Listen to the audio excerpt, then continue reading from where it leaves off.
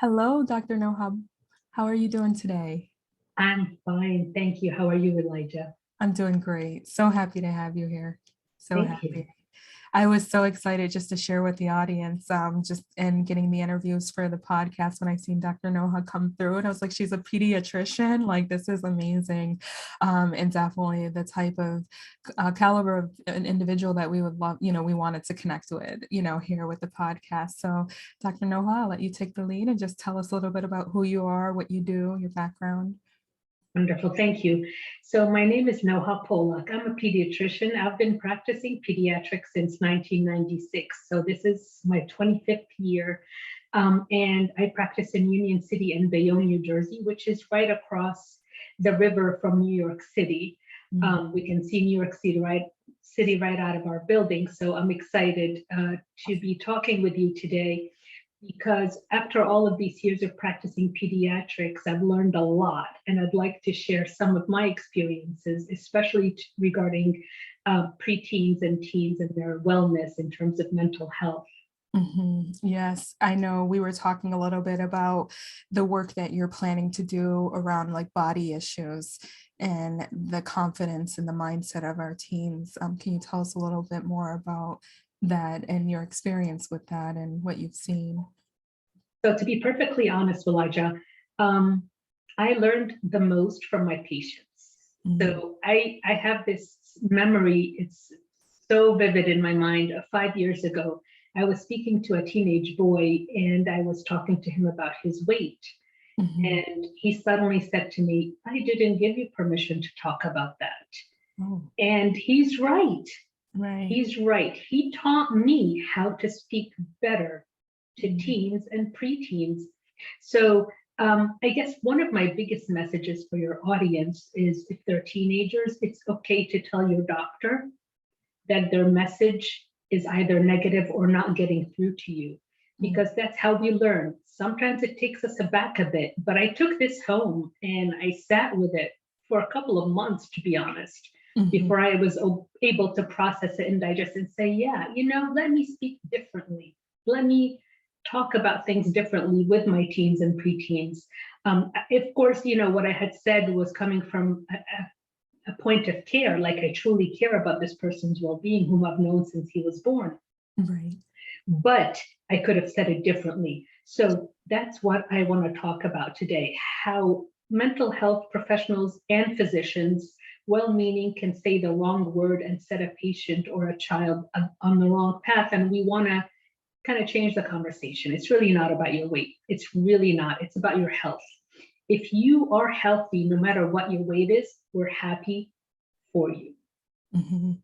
No, that's powerful. And it is such a sensitive conversation for young people with body images and just seeing what they're seeing on social media. I know I've had some conversations previously with, principals and individuals who work with children, and that's a big thing, just the comparison and what they're seeing online, and that definitely puts them in a negative state of mind. And yeah, I love that. I love that what you just shared about, the conversation mental health and physician should be having with the students or with the children and young adults. So with that being said, I know that my niece struggled with body image issues. And what would you say to a parent or someone that is dealing with a young adult who is dealing with body image issues? Like, how would you recommend that they gear the conversation and all of that?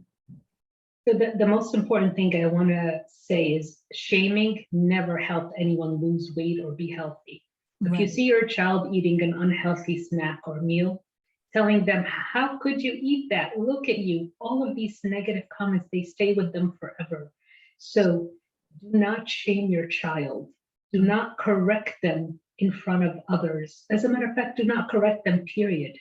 Mhm. Um, when it is a time when they are open to a discussion, especially if they bring up the discussion themselves, that's when you bring it up. You can say something like, I know it's hard to control yourself when you smell pizza.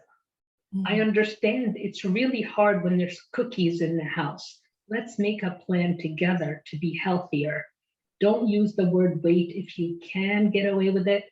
If they bring it up and they really want to talk about it, go ahead, but it's really about their health. Um, and their future well-being rather than what their weight is. And I know as a parent, I have two children. It's Mhm. super hard for me to watch them harm themselves and say nothing. I tell you, as a parent, it's the roughest thing, Elijah. I agree. So, from both a parent's perspective and a health professional's perspective, I would say number one, don't shame them.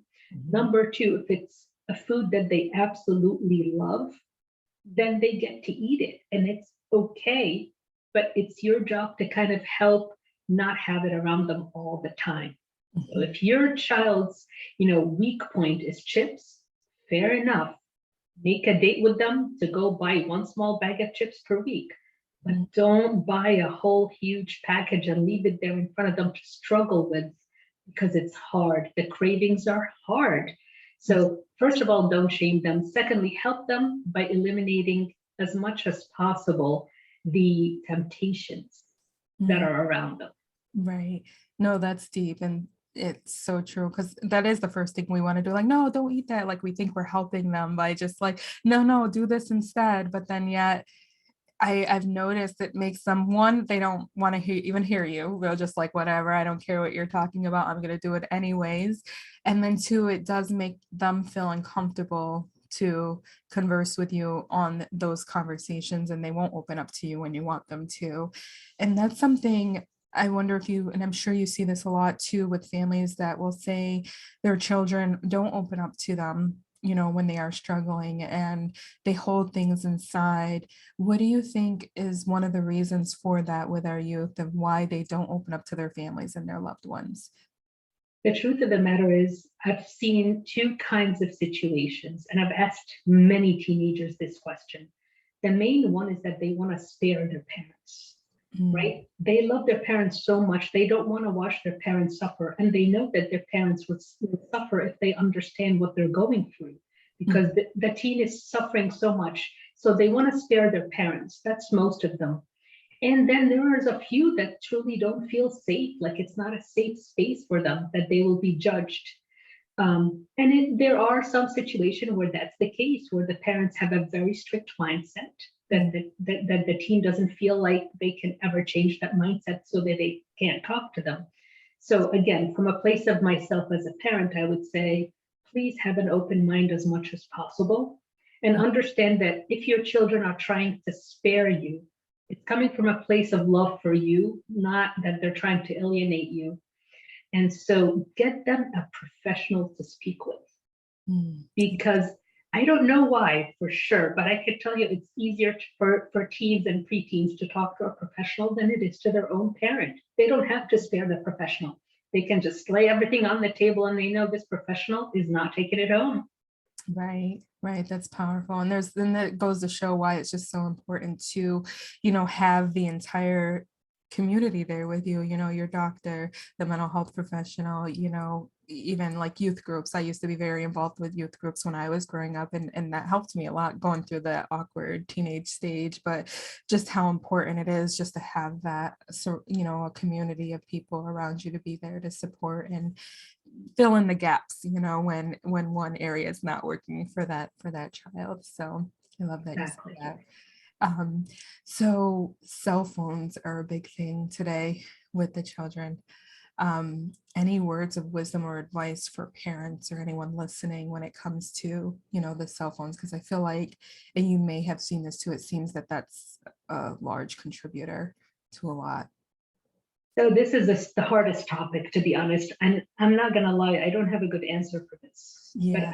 I can tell you that the parents that realize that the cell phone doesn't belong to the child, but belongs to them, have an easier time controlling it. So that's the message I give to the parents in my practice. Who pays this bill? They say, I do. Then it's your cell phone. It's not your daughter or son's cell phone. Mm, Therefore, you get to control where it gets charged overnight, hopefully in the living room, not in the bedroom. right. Okay? What does your child need this phone at midnight in bed for? Right? Mhm. What are they doing? So I would say to parents, please Whenever you give your child a cell phone, as young as you plan to do that, help them understand that is your cell phone, that it is a privilege that they're using it, Mm, and that you're in control of it. And I would say to parents, please monitor the websites. There are some websites that are out there that are the scariest thing I've ever heard. Ones that actually help people hurt themselves and commit suicide. And to me, that's unforgivable. And parents should be monitoring what their children are doing, even if it's, oh no, this is my private business, mom or dad. How could you? It's your job to protect them. It is what it is. right, right. Just having those boundaries. And someone I did speak to before mentioned how they do at a certain time at night, they just take the phone and it goes in a drawer somewhere charged, and that's it is what it is. It's just the rules of the house. And yeah, especially I know my sister, one of my sisters, and I have several sisters. We were just talking, and just it's just really important in understanding your child and their behaviors and what they, their limits are and what they can control and can't control, and if you have that understanding, and then setting those boundaries around that. So that was good. Thanks for sharing that. So another thing, I know you are doing something in wellness soon. I'm really excited for you. Is that something you'd like to share with us, or?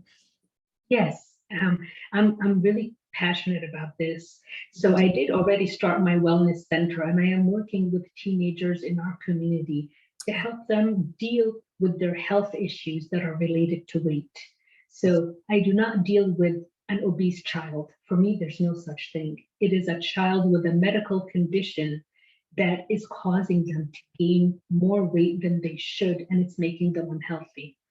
If we can get this child, no matter what their weight is, to a place where they are healthy, they can run well, they're not having joint pains, they can sleep without having sleep apnea or interrupted sleep, and they can socialize happily, so it's not affecting their self-confidence and their self-esteem, then that is success in our wellness center.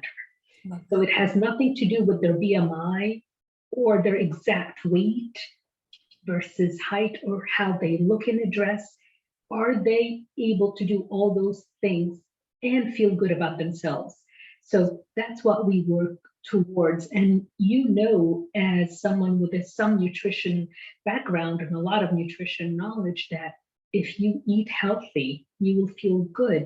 A Mhm. lot of a lot of kids just need a little guidance towards nutrition and lifestyle guidance, and then if they need anything extra to help manage the health problems that may come from having weight issues, then that's where their physician comes in. Right. So there are resources, and I am working as hard as I can to help both parents and teens and preteens realize that this is nothing to be ashamed of. Being overweight does not mean that you are a bad person or a weak person, or Mhm. that you have, any personality flaw. I mean, look at all the successful people in the world Mhm. who have been struggling with weight issues. Look at Oprah. I mean, one of the richest people in the world. Look at Yeah. Lizzo, one of the most successful artists in the world. Are you telling me those people have no self um, control? Of course they do. They're successful. They're able to do things. So this is a condition that can be managed. It is a chronic condition that has to, be managed over a lifetime. It doesn't take a year or two to make it go away. We just deal with it. Right. And that's my message really for our teens and preteens. Oh, that's powerful. And it is. And I, like you mentioned, I love that you use Oprah as an example because, in life you have, I always say there's like that happy weight, where everything's going good. It's the holidays. Like I always gain like a few pounds around the holidays, and I accept it and okay with it. But I just know that right after the holiday, like get back right on track. Don't like stress those 5 pounds, 10 pounds, whatever. And then, yeah, like you said, it's very important if you're not, if you are trying and you're not seeing anything, not to beat yourself up, but go get help when needed. So that way, you can see what the underlying causes are that's, making it difficult. So I think that's beautiful. I can't wait to learn more about it. So I'll definitely be sure to share all of that with our audience in the show notes. So in concluding here, what I always like to ask our guests is just to, um, tell us how we can connect with you. And then also any words of wisdom or advice that you want to leave our audience with, any additional words of wisdom and advice, or even a quote. So my website is progressivepediatrics.com/wellness. Mhm. So it's Progressive Pediatrics with an S at the end.com/wellness. That's how they can find me, because there are links there to my YouTube channel and my Facebook page and Instagram, where I post at least 1 or 2 times a week about some kind of a topic relating to this wellness. And just one last thing I want them to know is we all have temptations. And when I look at attempting food, I have 2 questions to ask myself. Number one, is it worth it? And number two is, how much does it take to satisfy my craving? So if it's a delicious piece of cake and I haven't had cake for like a week or two, I'm going to have a piece of cake, Right. period. Now, my next question is, if it's a really big piece of cake, I'm going to make a decision how much I'm going to eat before I taste it. Right. So sometimes I just cut it in half and put the other half away for another time, and I eat it and I enjoy every bite. So don't feel guilty if you have a temptation. Make a decision if it's worth it. If you haven't eaten it in a long time and it's your favorite food, go for it. If you just had it yesterday, maybe it's not worth it. Right. Up Right. to you. And then how much you want, enjoy it, and understand that if you're struggling with weight, there is a way to get help. It is not your fault. It does not mean you're weak. It does not mean you have any personality flaws, but get the right kind of help. If your physician's not answering the questions properly, you can find someone else. It's going to be okay in the end, and that you're worth every minute of work that we do. Oh, that's beautiful. That's so beautiful. Thank you so much for being here. It was It's been my pleasure. Thank you. Thank you. Such a pleasure to have you. And we'll stay connected and talk soon. Absolutely. Thanks for having me. Yes, thank you.